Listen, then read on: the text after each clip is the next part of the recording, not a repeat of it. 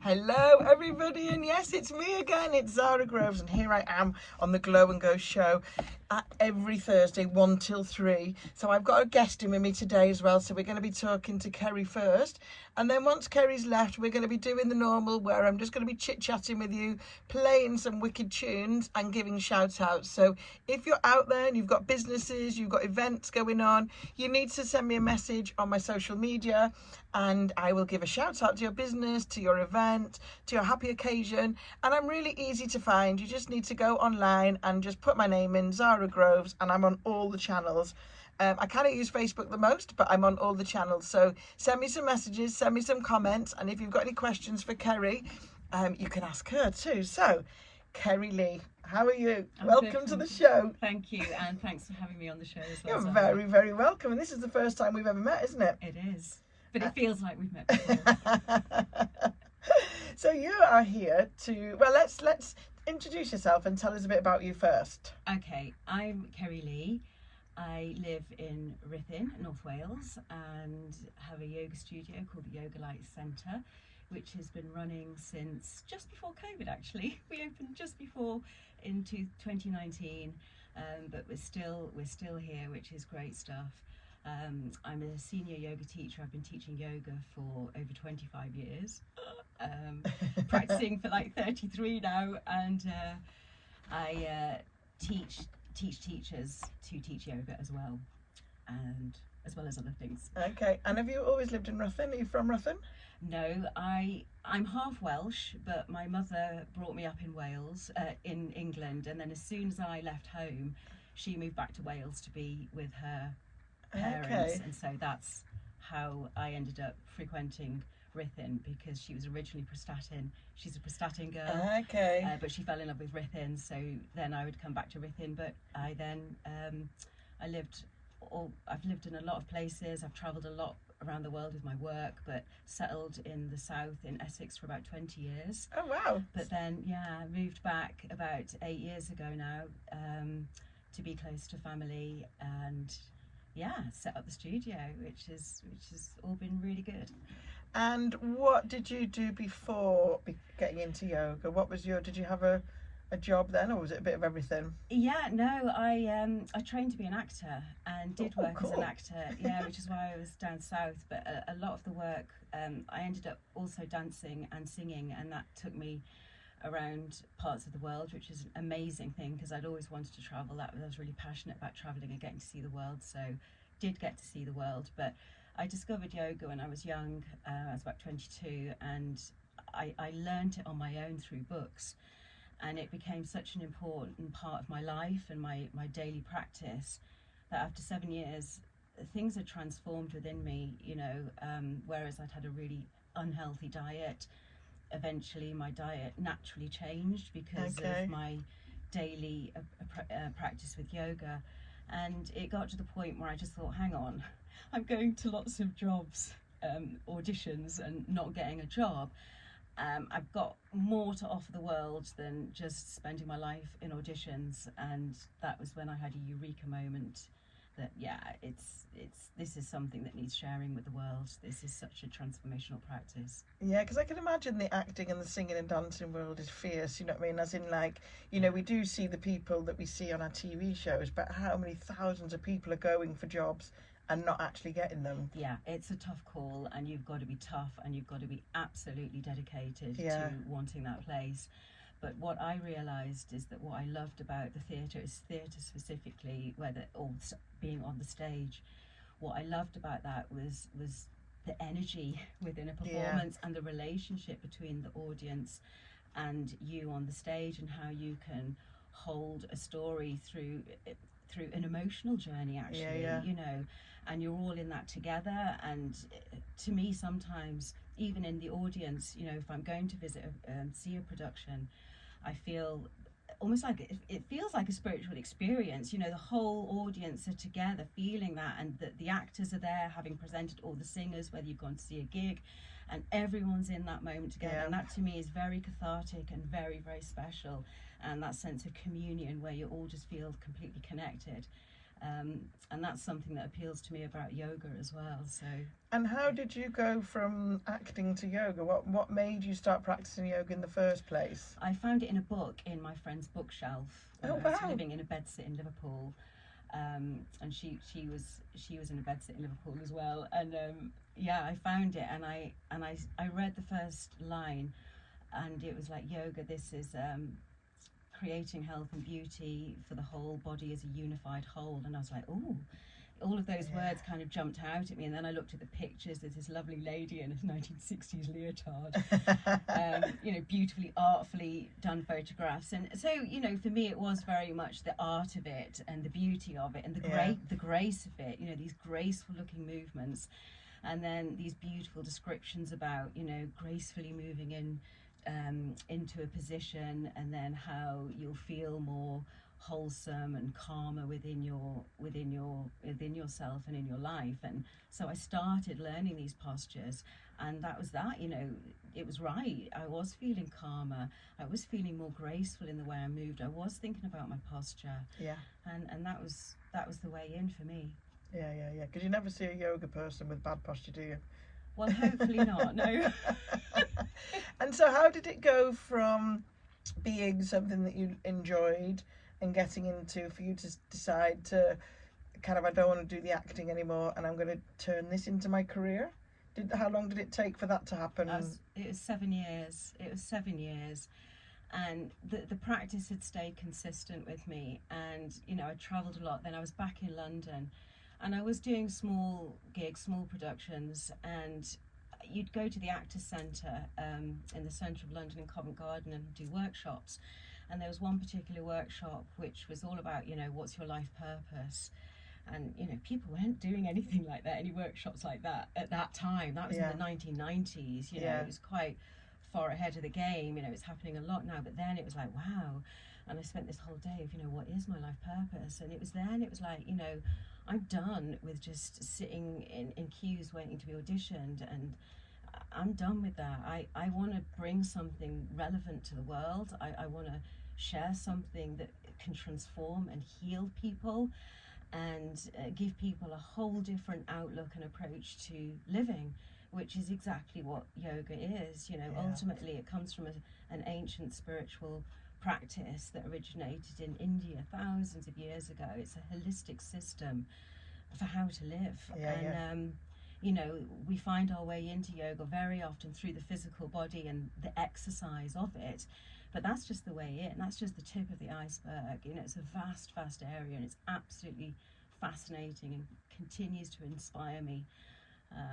I'm in this relationship for 33 years and counting. It's been a long one. It's been my longest relationship, actually. Right, because I can imagine as well that if you're going for auditions and stuff all the time, it can be soul destroying, because I'm sure, people don't mean to be mean, but they'd be like, oh no, you're too fat for this job, or you're too old for this job, or you're too, can be, this is how I imagine it to be. I've never been down that route. So after a while, that's got to take a toll on your own personal self-worth, and like, as thick-skinned as you can be, and I can be quite thick-skinned as well, but it's got to take a toll at some point, hasn't it? And then to go into something like you say that is all about giving and healing and helping, it must be quite a big difference. It was wonderful. Yeah, I haven't got a thick skin. I'm incredibly sensitive, and it did take its toll on me, and probably the yoga and the mental health benefits that come through the yoga helped with those knocks in the industry. And I just wasn't hard enough. I am a sensitive little thing. I've grown a bit more tough over the years, but it was hard. But then I realised that the key essence of what was appealing to me about the yoga, and that was about the communication with people and being able to elevate people and enable people to feel better, which is what I love about the entertainment industry. So it was pushing those buttons for me. And I loved moving into the industry because it was before it became mainstream. So it was all like, woolly socks and stuffy church halls, and not very trendy at all. Yeah. And it was just real people connecting with each other, very soulful, lovely people. So I've seen it evolve over the last 25, 30 years, which has been quite an extraordinary journey for how yoga's hit the mainstream as it has. It's And massive now, isn't it? it's huge, and you can see why. But there are elements of it that are sad to see. You know, the projection of, you know, you've got to look this way. The Instagram culture. It's so upsetting, because that detracts so much from the essence of what yoga is. Yeah. I've obviously I've been in the fitness industry myself for over 30 years, and I've done lots of yoga on and off through the years. And it's all, it used to be, when you said to people yoga, it had this real kind of perception of being a bit hippified, you know, like you're saying, you know what I mean, don't wash your clothes and long scraggly hair. And then somehow it's transformed into this body beautiful mini lycra outfits, vegetarian, I mean, I'm veggie myself, but you know, vegan. And I've said this to friends before. I've met some yoga instructors, and it's almost like they feel like they're better because they do yoga. There's a perception, and I've seen it, and I've walked into, I'm confident to walk into any class, do you know what I mean? But I have walked into classes and looked at the teachers and thinking, you're lucky that you've got this following, because you would put new people off the way that you are portraying. And unfortunately, I've been to enough classes to know that those aren't the main, but it's like you say, the Instagram poses and the little crop tops and and I'm not saying there's anything wrong with it, because if you've got an amazing body, yes, show it off, do you know what I mean? Actually show off anybody, but it can be off-putting. And like you say, it's coming away from the actual roots of yoga. Because I look at yoga, I've just been on a yoga retreat with my friend in India, and I'll hands up, I'm all about the exercise. I like the Ashtanga, I like the Vinyasa flows, I want to feel that burn, the stretch. But this is because I come from that fitness background, and when you try and make me go slow and breathe, I'm like that, falling asleep. And people keep saying to me, you haven't quite got into the full mentality of it yet, and when you get there it will completely transform your life. But like you say, it needs more people saying this is for everybody. Yeah, it really is for everybody. If you are curious about yoga, and you've thought to yourself, oh, well, I like that, you know, from what I've seen, it looks great, but it's just not for me. I'm not flexible enough. I hear all the time, I'm not flexible enough. Well, that's exactly why you need to practice yoga. But I can see why it's so off-putting. You know, if you go to a gym and there's 20, 30 people in a room, and perhaps you have some health condition, it's intimidating. Yeah. And so, you know, if you are anticipating a yoga practice, and yoga can be for everybody, but you do need to find the right class for you, because there's lots of varieties, isn't there? There's so much variety now. There are so many different styles. There are some that are much more fitness orientated, like Vinyasa yoga and Ashtanga yoga. And then you've got a beautiful form of yoga called restorative yoga, which by the sounds of it you wouldn't enjoy, because it means laying with lots of props for about 5 minutes or so. I've done one of those. But it's great for it's great for the relaxation response, tapping into the parasympathetic nervous system, which is your rest and digest.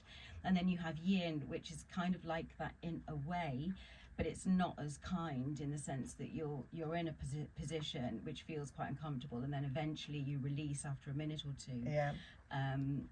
But they can be great for fascia release, you know, yin and both restorative as well. And then you have Iyengar, which is came from a rehab kind of background. BKS Iyengar came to his practice as a poorly young boy, actually, and then developed his system, which includes lots of props, and it focusing on the alignment of the posture, precision. And then I've come from two strands. One of the strands is Shivananda yoga, which is, you know, originating in India. I went to India twice, and it's a form of hatha yoga, which is like the general name for the general umbrella of physical yoga, because actually yoga is not just a physical practice. There's a lot more to it, but we'll go on to that maybe in a bit. But Shivananda is a hatha yoga, but in a specific format.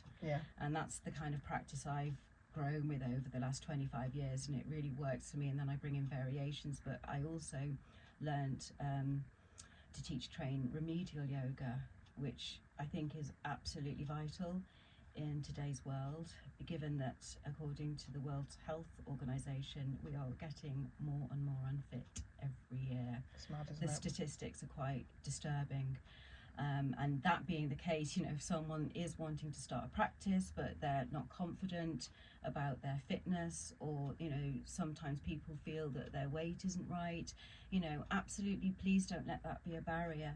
You know, but it is about finding a teacher that can support you and take you with postures from a really basic place and build up.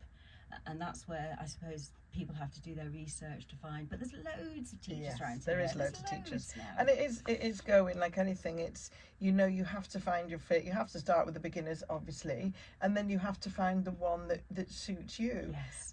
And then the teacher that suits you, Yes. and the because you'll find, won't you, that different teachers attract different people. So if you like that teacher, generally speaking, in that class, you're going to probably like the majority of the people in the class, because you're probably going to be of a similar ilk, because that's what's attracted you in the first place. Absolutely. And it's, I mean, I teach a fitness Pilates class every Friday, and I do quite a few stretches in my class, and it's amazing.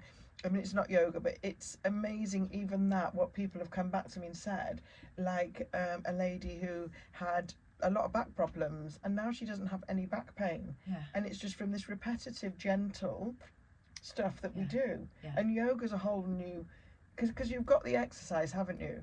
But the main part is more the breath work, isn't it?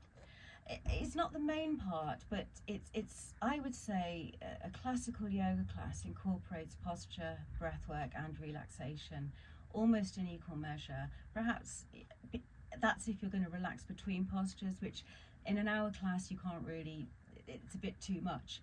But certainly the breath work with the posture, absolutely. There is a saying that yoga, the postures are for the body, and what breath work is for the mind, Yes. what the postures are for the body. So the breath work is really about bringing the mind and body into balance, but also helping to ease or recalibrate the central nervous system so that the mind can become still and balanced. And that's when you find your inner harmony, when you have that space to do that.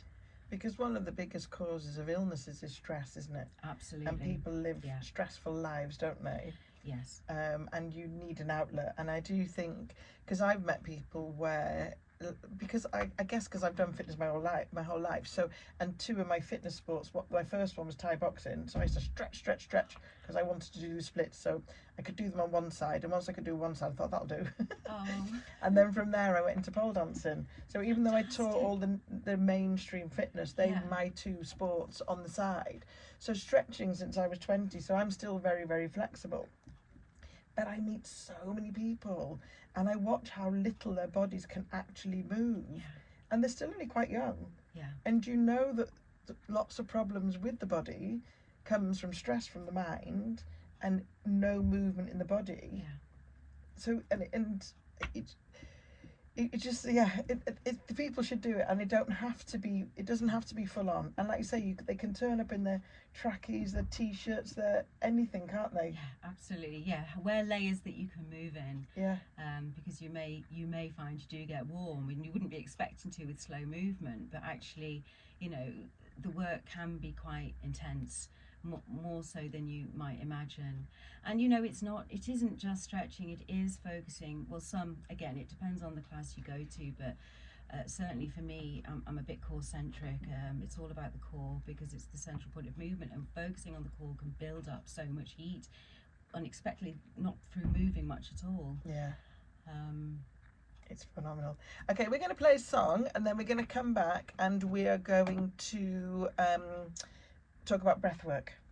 Ooh. Yes, Yeah, talk a bit more about breath work, great, yeah. and the links to how it's going to help your mental health. Yeah, right. Okay, let's have a little bit of Jamiroquai, shall we? Let's start off with some Jamiroquai.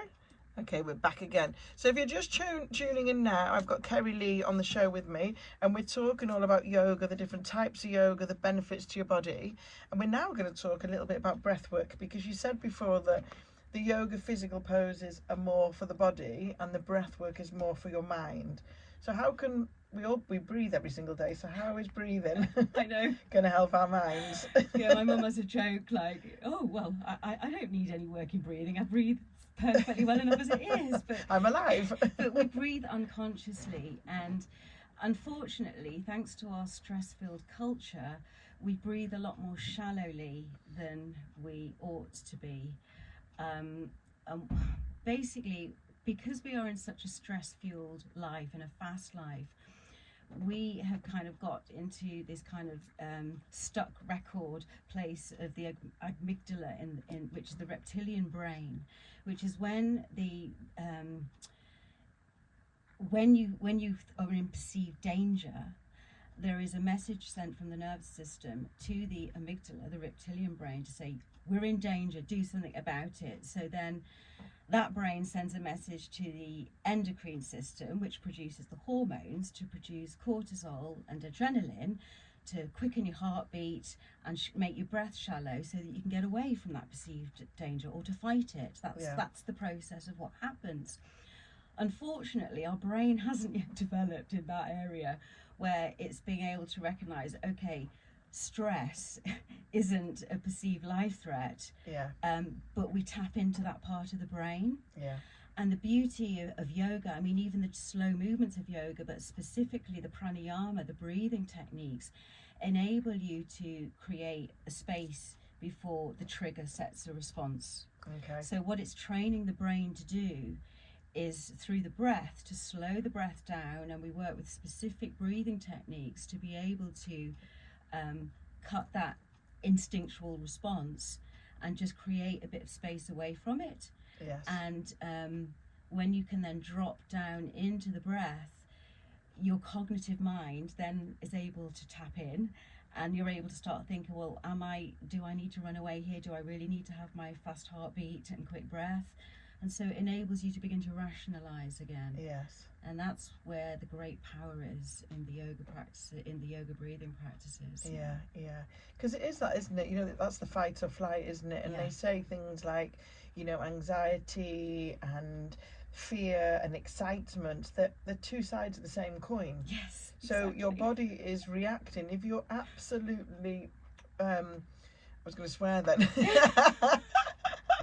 scared, it's exactly the same as if you're super excited. It's just how your brain is translating the emotion. Which, when you're excited, is great. You want all the heart rate and the excitement, but if it's the fear side, then it's no good, is it? And then, like you say, and these things can be caused by stress, can't they? And then you go into, because you hear a lot of people having panic attacks, and but it's for the perceived, because panic is about and anxiety is about the perceived, what's about to happen, isn't it? That's exactly. And 9 times out of 10, nothing bad is going to happen. No.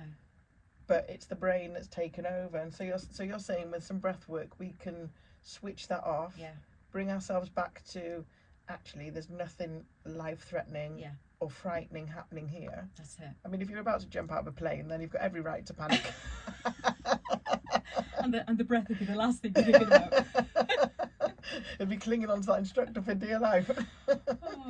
So, can you, for our listeners, can you do a very simple breath work that they could do? Okay, yes, absolutely. So, if you're listening now and you are not driving, if you're driving, perhaps you can just listen, but don't sit down and be still. Keep focused on what you're doing. But if you are able to sit down for a moment and focus, then come and sit down and just close your eyes if you feel comfortable to, or just drop the eyes downwards so that you're not distracted by anything around. And place the feet on the ground, ideally 2 feet on the ground, so that you can feel earthed and grounded. Perhaps place your hands on your lap. And just begin to notice the breath moving in through both nostrils, and perhaps visualize the breath moving down the body, like as if it's following the spine. And then exhale back up the spine and out through the nose. And as you do this, you might find you have slowed your breathing down a little bit. Now place one hand on your heart center and one hand on your belly. And as you breathe, see if you can notice where most of the movement is. Is it in your hand that's placed on the chest, or the hand that's placed on the belly? Don't do anything, just notice at the moment. And continue to slow the breath just a notch, not to the point where it becomes uncomfortable. And steady that breath and smooth it. So you're really focusing on keeping a smooth and steady rhythm that's slowing down. And as you continue to breathe, just see if you can extend the out breath, just an extra count from the in breath. So you're just seeing if you can draw the out breath out just a little bit longer. And then if there's anything that's been stressful lately or difficult, perhaps on your next breath you can just consciously breathe it out. And just say to yourself, I'm breathing this out. I'm letting it go. And you can stay with this for a minute or two, or as long as you want, until you feel grounded and a little bit more centered, less discombobulated, a little bit more in harmony and balance. And then when you feel more balanced and centered, you can just gently lower your hands, and when you're ready, open your eyes and continue with the rest of your day a little bit more calmly.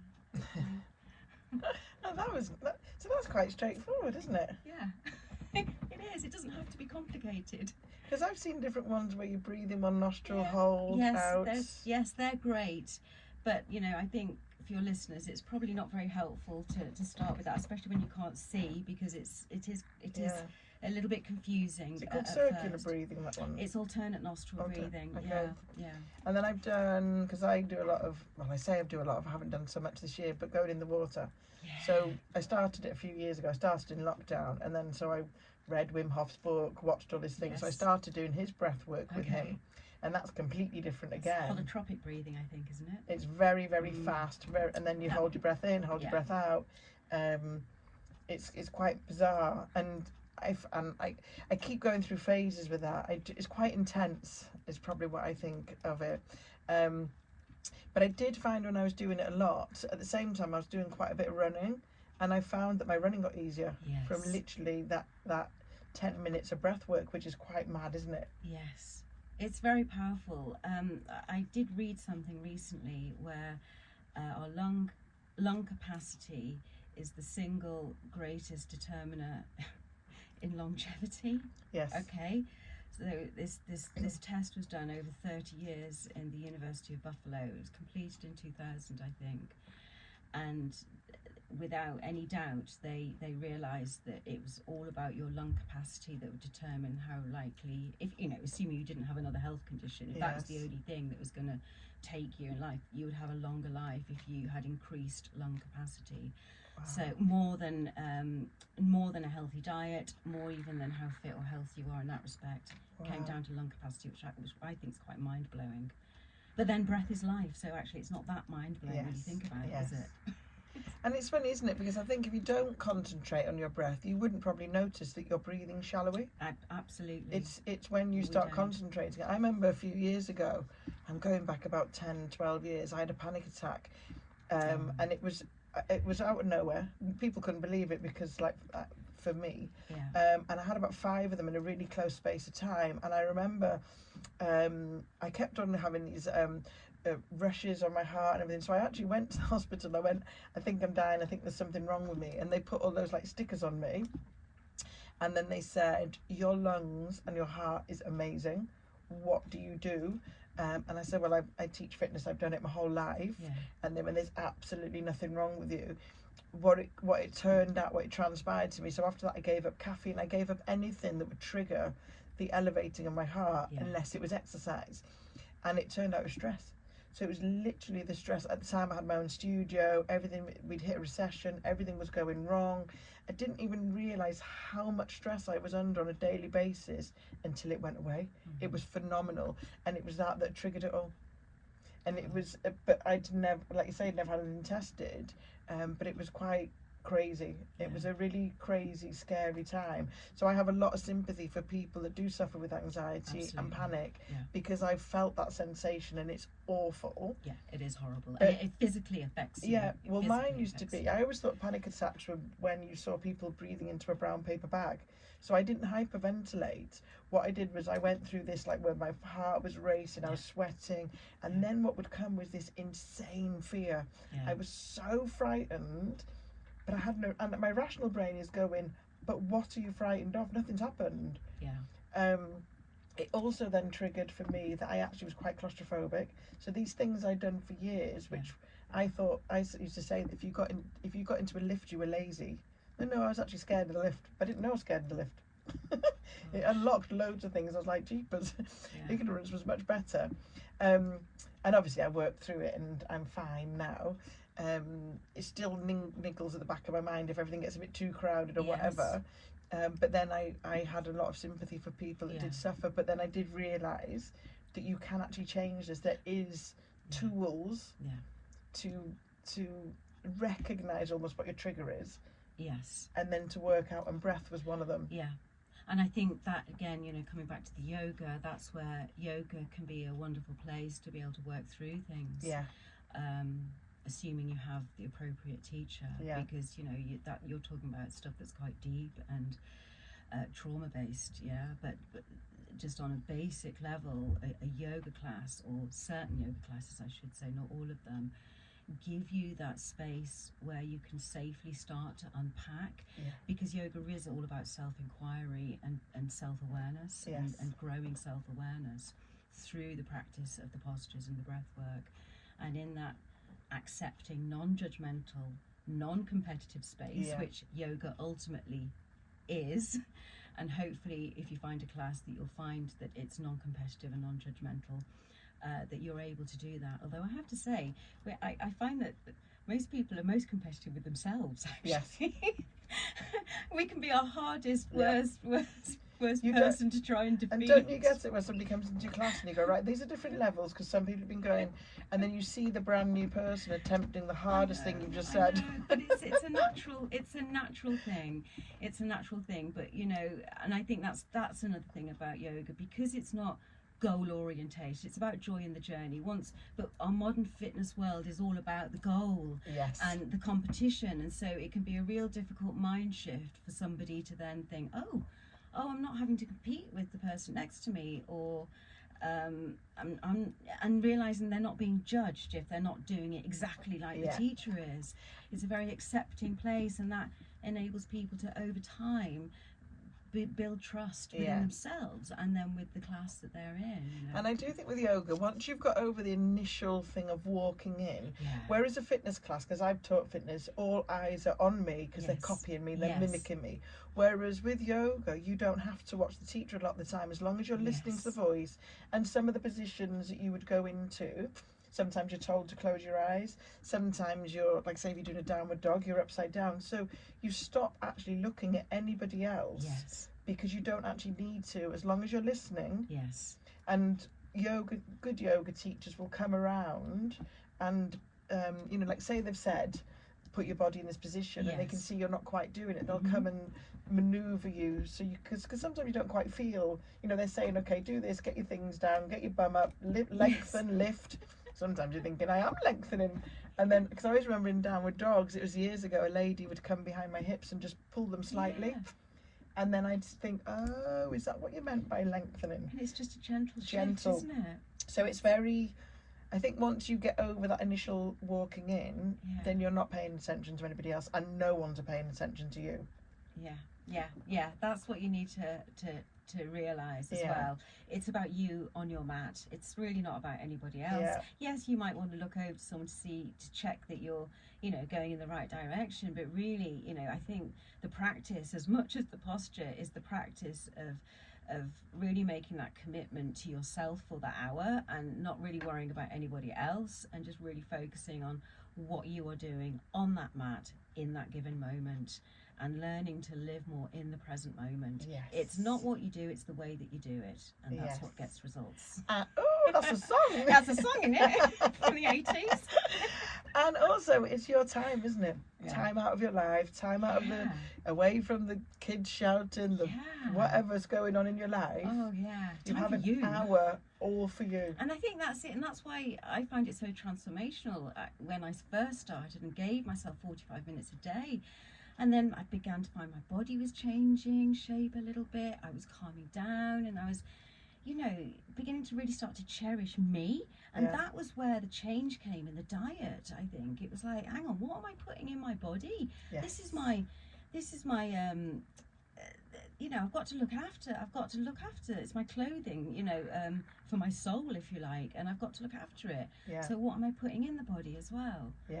And it starts to shift your mind without anyone telling you, because if anyone tells me to do something, you know, it's like, why? But it's coming from inside out, and that, I think, is the beauty and the power of yoga. It's an evolution. I don't know whether that's the right word. You evolve within yourself naturally. And I do think when you start looking after yourself, even in the tiniest bit, and you start to feel just feel that little bit better, you then want to do something else that's better for you. And I've always said, for somebody that loves healthy food but also loves pizza and chips and wine, that the more good I do to my body, then the natural progression is the nutrition will come with it. Because it's all, you know, like when you've just come home, you've done a workout, you feel amazing, you don't then want to go and eat some pizza and crisps and wine, because you kind of go, oh, I feel like I'm going to undo all my goodness. And I think also, so for me anyway, it's because of that self-reflection time that it gives you. I can tell what my body might want to eat, and you're craving something, and I've got to the point now where I can, you know, it could actually be ginger, but because I perceived ginger in a biscuit, I'd have thought a biscuit, but actually it wasn't the biscuit I wanted, it was the ginger. And you become to really get discerning about what you're beginning to need in your body, because nutrition and diet isn't also an important part of yoga. It's one of the 5 principles. Along with meditation, relaxation, the asana, and positive thinking and meditation, And it's like you say, isn't it? Because I used to get quite a lot, because I love crisps. There's no two ways about it. I wish they'd all be banned and disappear. But anyway, and then somebody said to me, you're craving salt. So then I've always got olives in the fridge now. So I eat olives, and it is amazing. It does help. It stops me, because I don't have crisps in the house, because I would eat them. But it stops me from, because I live quite close to Asda, it does stop me from running around the corner to get a bag of crisps, because all of a sudden I've just put a whole load of salt in my mouth, and actually, and you've satisfied the craving. It's that where your brain, like you're saying, can take you to. So the other thing, we could talk about yoga for all day, couldn't we? So the other thing you told me is you do teacher training. So you train people to be yoga teachers. Is that what you mean? Yes, that's what I mean. Yeah, I've got one starting on the 11th of September actually, and it's a hybrid course. So it's part online, but over 4 weekends and 12 months, people will come to the studio. And I set it like that because I took 2 routes when I did my own training. I went out to India for an intensive, living, breathing, eating yoga on an ashram. You know, it was full on and it was brilliant. However, I was also taking another course, which was focused on remedial yoga. And that was a year long, which I then extended to 2 years because I wanted to go deeper into the remedial side, because it did fascinate me. And the 2 different approaches were brilliant. So the Shivananda yoga was this, you know, intense spiritual discipline and physical discipline, and the remedial was very much about meeting the person where they were at, rather than you meeting the posture where it was at. It was totally different. It flipped it on its head. So that to me was a brilliant training, and that was like over a year, and you'd get study papers delivered to you in the post, which was lovely, and then you'd have time to reflect and write.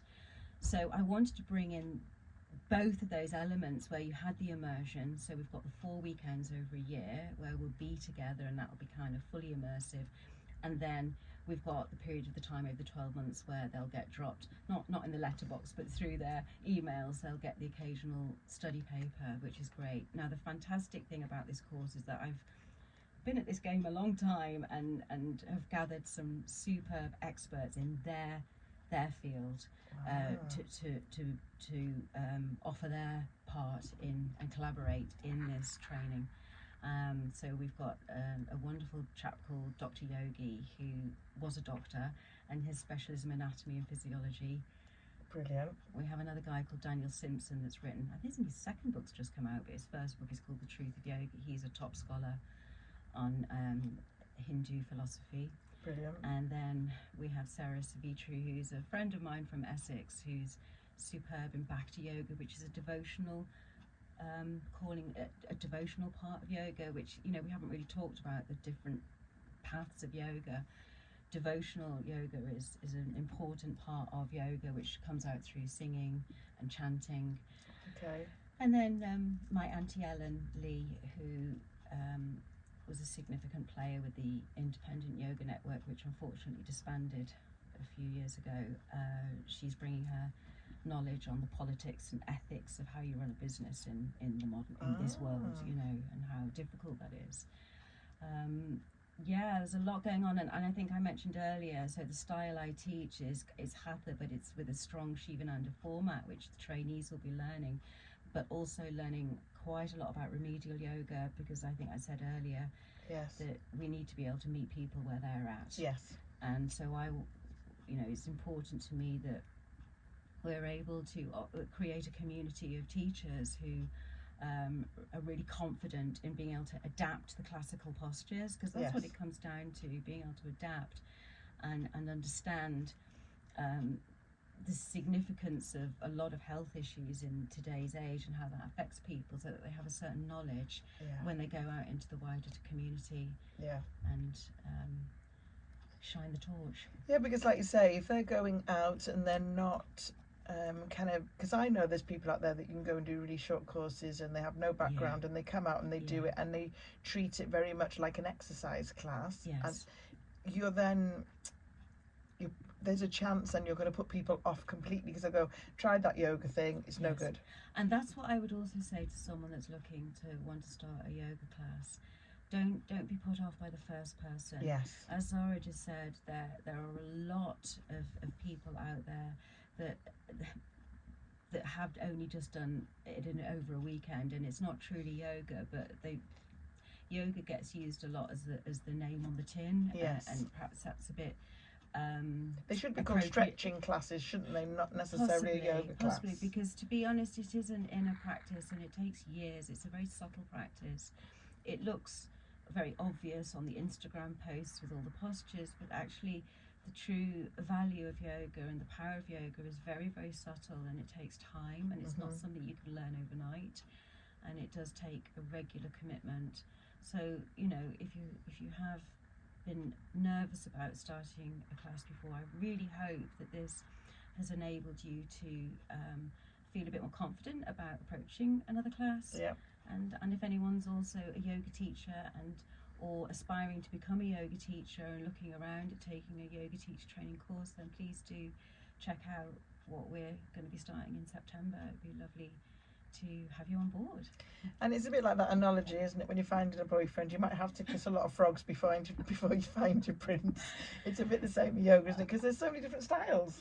Yeah, it is. And different teachers and everything. Is. So So how do people find you? So if they're interested in your classes, your teacher training, reaching out to you, how do they find you? Yeah, well, the website is yoga-light.com, and on socials you can find us at Ceri Yoga Light. Basically, if you typed in Ceri Yoga and Light, you'd find me.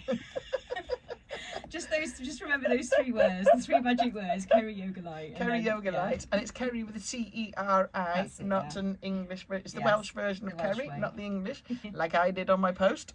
Bless you. Oh, well, it's been lovely having you on. Oh, thank you so much. It's been lovely chatting with you and hearing about your journey as well. Yes. We've got a lot in common, really, haven't we? Yes. Getting a bit older, lots of things to talk about. Aw. Okay, we're going to play out with the weekend, and I'll be back after this to do my normal bits of chit-chatting away to you guys.